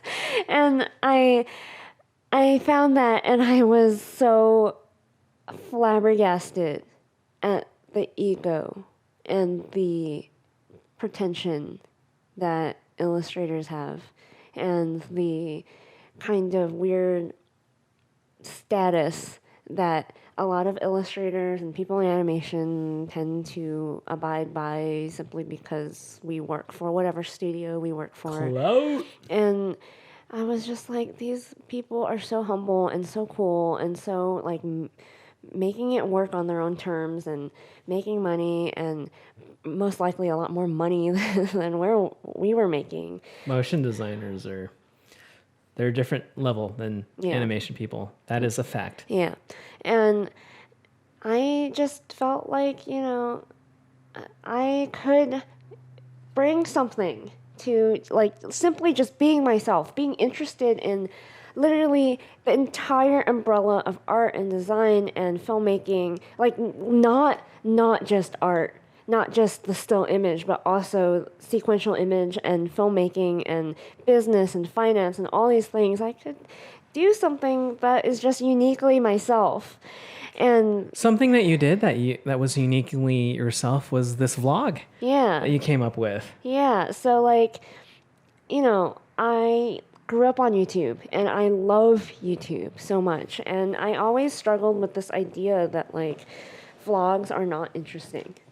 Even with the people who I am huge fans of, whether Which it's are? Like beauty or whatever. Who are the people? Just list out like so like 5. I really like currently Best Dressed. She's a young beauty influencer who I love her too. like I love so much. And older one, like the very first person that I was just obsessed with was like Michelle Phan, who I'm like, can I be you? Can I become a millionaire like you? And then just a lot Casey of Neistat, Megan Batoon, Philip DeFranco, just like people. Everyone from like the old school YouTubers to like the young up and coming influencers. And I watch all of them, and they all have their own version of a vlog. And I don't like the word vlog because people... A little reductive, right? Yes, because people will assume that all you do is point a camera at your face and go like, hey everyone, this is what I'm doing today, blah, blah, blah. And, that's one way of doing a vlog. And as a filmmaker, that's not all a vlog could be. And, when I started my first vlog, I was like, I am a storyboard artist on track of becoming a director. I need to make a story, and I need to make something that's engaging and something that people will care about beyond, like, no one cares about my life. No one cares about what I eat. No one cares about what I do in a day until I become that famous. And I don't even know if I will ever become that famous that someone cares about what I do in a day. But I needed, like, to make a point to my vlogs. I needed to make a story out of it, and I wanted people to know, like, if you're clicking on a vlog, it's not going to be a vlog. It's going to be like a show. It's going to be an episode of a show that people are there to watch either a character arc or some kind of overarching theme or point, story point of it. So if you go into a vlog knowing that, like, this is the message that I want to bring to people, then it's going to be a much better video than just like this is what I did this week kind of video. And so that's how I approach my process of shooting and editing a vlog, as much as I hate that word. Yeah, and for the vlog that you put out, we've had, easily 3 hours of content that you had to sift through, but you took that 3 hours and distilled it to 10 minutes of super concentrated storytelling, I'd say. Yeah, and we've had, out of everything that we've ever posted on social media ever, very rarely do I get the feeling that, like, this is something that is good. Yeah, what's that feeling feel like? It feels like you don't care if anyone sees it. It feels like you're going to put this out, and you know that in your heart that it is very, very, very good. And it doesn't even matter to you if it makes money. It doesn't even matter to you that if anyone gives any shits about if it's good or not. You just know that this is important. This is a message that you want to share, and this is something that is really close to you and your heart and whatever. And there's only like literally 3 times out of all the hundreds of content that we've ever posted on social media, all the images or whatever that we've ever posted, that I've ever had that feeling about. And like we're both very strict about the quality of our content. There's nobody harsher than us in terms of criticism. Not even close. Yeah. So like the first time that I ever had that feeling was when we had made this webcomic called The Little Things back in the day before we got hired. 5 years ago, about. Yeah. And it was this little comic about our relationship. And it's very slice of life, very comedic. I would come up with like gags every single week, and it was like the stress of knowing what a weekly gag comic artist went through. But at the end, I wanted to make like a 5-parter kind of thing where I explained how I got hired, and this like journey of me being finding my first job in animation. And I made that comic, and after I made that comic, I knew that like this meant a lot to me, and it was something that was really important. For those who are paying attention or who want to know, the finale of The Little Things is you getting hired in DreamWorks TV. Yeah. That's the finale. And yeah, I had no expectations that it would blow up or whatever, but I put it out on the internet just knowing that like I tried really hard making this thing, and it got across the message that I wanted to get across, that like I worked so hard, no one noticed me, no one cared, but finally I accomplished my dreams. And this 5-parter comic, little silly webcomic thing like blew up on the internet, and I was so like, wow. I didn't think much of that feeling though at the time. I didn't feel like, oh, this feeling means that this is the feeling you have to have when you know you have something good, until like I made the Why I Quit Disney video that went viral. And I remember making that video, and I didn't expect anyone to watch it. I didn't care if anyone watched it, but I put it out, and I was like, whoever watches it. But I know in my heart that this is something that I needed to say, and this is something that I worked really hard on, and I know will help at least one person. At least one. At least one person out there. And then, once again, it blew up, like the comic. And then the third time that it ever happened was making this vlog, and like regardless of whether it got the kind of success I wanted it to get or whatever, I knew like I cried making this vlog.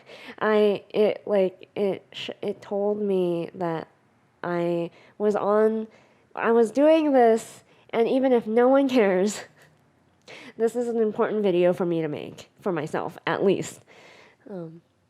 Yeah. So that's, if you ever have that feeling in your life, and it should be very rare. It shouldn't be like every other screenplay that you write or whatever. 100% of what we post, only 5% end up feeling, evoking that same kind of feeling, right? That's true. Like almost every single TikTok video, we feel that way about, actually. Yeah. But yeah, that's how you know you have something good, when you don't even care if anyone watches it, if you just know in your heart that, like, even no matter what anyone says, it's good. Yeah. So that's something you guys need to look out for. So that's the end of this podcast. I am super happy with the length of this. What do people have to look forward to next? Well, the next episode is going to be how to make money with your art. Yeah, we know we sort of took a detour, but this kind of podcast where we sort of review how much you've made every month, it's something that we want to do every month. And we're going to try to stay committed to that goal as possible. Yeah. And so, yeah, every month we'll have something like a monthly review income report thing where we go into the details of every month, and where we talk about not necessarily the data, because I'll do that in a separate YouTube video, but we'll talk about like the process of making these videos and how it affected us, what kind of mindset we were in. And I think that is more important, a lot actually more important than the actual data.